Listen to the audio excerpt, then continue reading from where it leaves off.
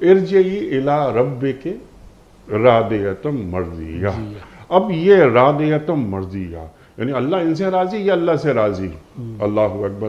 صحابہ رضی اللہ عنہ و رضوا عنہ، اللہ تعالیٰ قرآن کریم میں سورہ فتح میں ارشاد فرما رہا ہے، لیکن کوئی 4 مقامات پر اور یہ آیت آیا ہے۔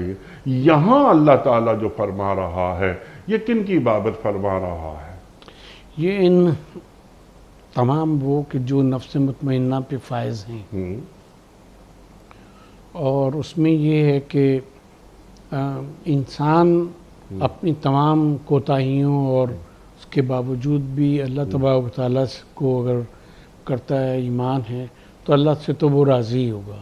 کیونکہ ہم کچھ بھی کرنے ہم یہ کہتے ہیں آخر میں کہ حق تو یہ ہے کہ حق ادا نہ ہو۔ سبحان اللہ۔ ٹھیک ہے، تو ہم تو راضی ہیں اس نے جس درجے میں بھی جنت کے یا اپنی رضا کے جس درجے میں بھی رکھا ہے، لیکن مرضیہ یعنی اللہ تبارک و تعالیٰ جو ہے وہ بھی تم سے راضی۔